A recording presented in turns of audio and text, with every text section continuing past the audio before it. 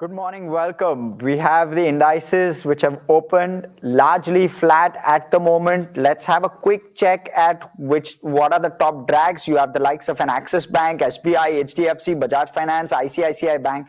Top 5 negative contributors today in trade, all 5 financials. And that's currently the theme, especially after what the RBI has put out in terms of its circular. To bring us more perspective, we have with us Virat Diwanji, who is the group president as well as the head of consumer banking at Kotak Mahindra Bank.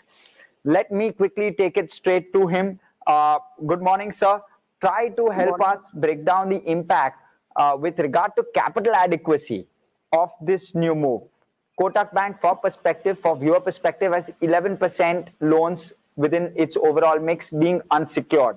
So what will be the impact on capital adequacy, if at all you've quantified that? Yeah.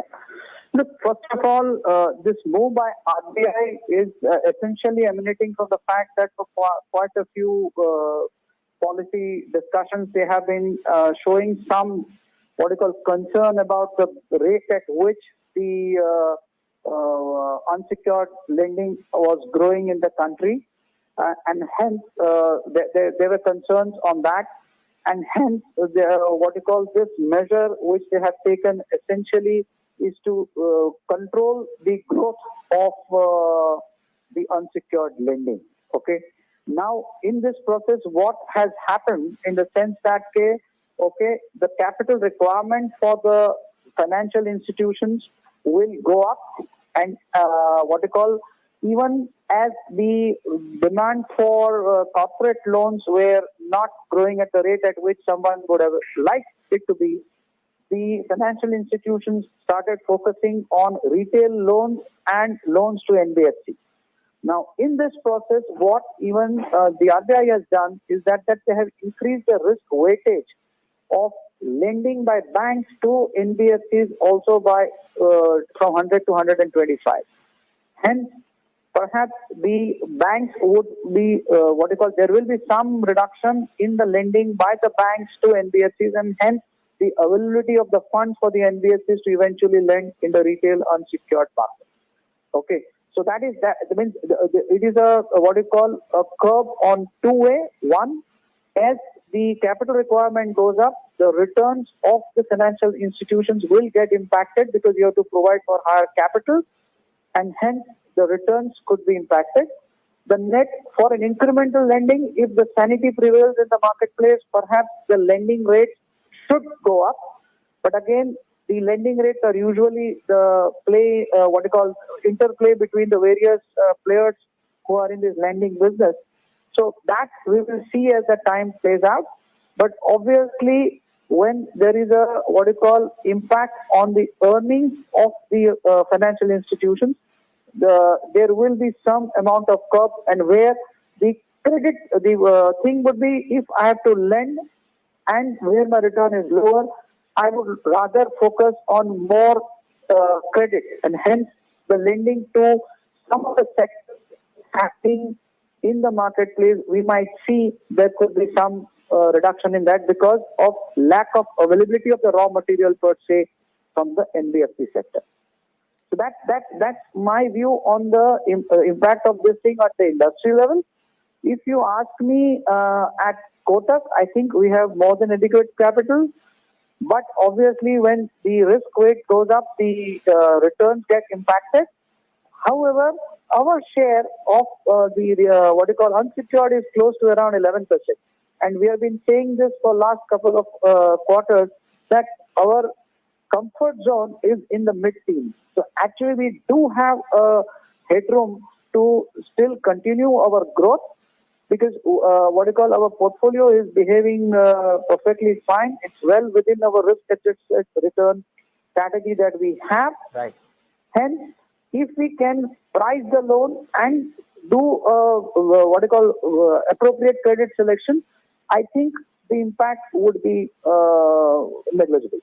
Right, absolutely. So let me try and also get some more perspective with regard to loan rates, right? What kind of impact do you foresee of this on loan rates in the hands of the consumer? Of course, it benefits you because this obviously allows you some more headroom with regard to NIM expansion to a certain extent. Look. First of all, what rate means impact it will have, only the time will tell. But it could be anywhere between 50 to 75 basis point increase straight. Okay, if you really translate the cost of incremental capital to the lending rate, if you use that, my back of the envelope calculation tells me about anywhere between 50 to 75 basis. Okay. Now, if the availability itself is a challenge, and there, whether the market players actually behave in that, because I would not want to lose a good customer who is creditworthy just for this rate that I want to increase. So increase in the rate logically should be between 50 to 100 basis points, but what will eventually happen on the ground, only we will be able to tell you in some time. Right, and to try and bring some more context to this, have you seen over the last 12 months or so, we've had several red flags, but have you seen intense competition within unsecured? And in certain pockets, in your experience, has there been mispricing? Because we've seen other banks really giving commentary with regard to how they're withdrawing out of unsecured, including some financial institutions as well. And what they're suggesting is certain pockets of unsecured, like below the 50,000, looks a little risky to them. Correct. So new to credit and segment where essentially the lending is happening below 50,000 rupees. Yes, that's a segment which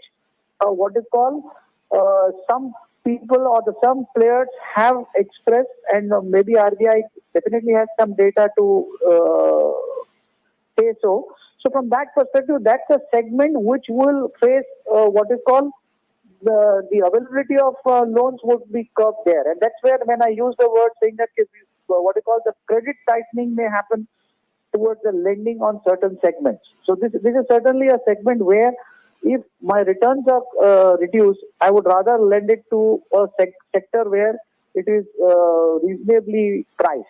Okay. So these are all decisions linked to the risk-adjusted return which an organization will decide on the various segments of lending. Understood.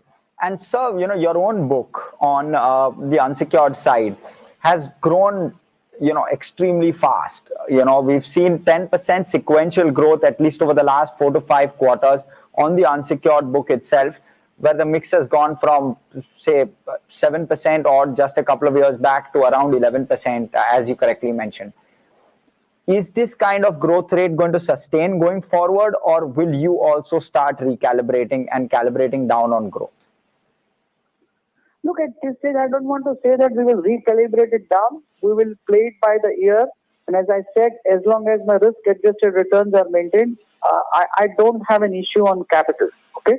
So from that perspective, lending to the right segment, because if you have to focus on, we have identified certain segments for focusing and expanding the customer base, where if there is a demand and the loans are priced rightly, I think as I said earlier, we still have a headroom, because we were always saying that we will be comfortable in the mid-teens. Okay. So we still have some headroom to grow, but you have to be cautious, and which we have been as we have built this portfolio over last 15 to 18 months. So we will continue with the be more cautious and focus more on how much we can generate. Okay? Right, sir. My last question is with regard to NBFC. So you quantified possibly 50 to 100 bips with regard to consumer finance lending. Would you also, therefore, would the math remain the same even for NBFCs? Would cost of funds for NBFCs also largely move up by that kind of a number? Yes. Understood. Got it.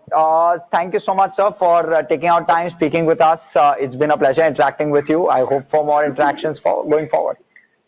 Thank you. Thank you, Harsh. Thank you very much. Thank you.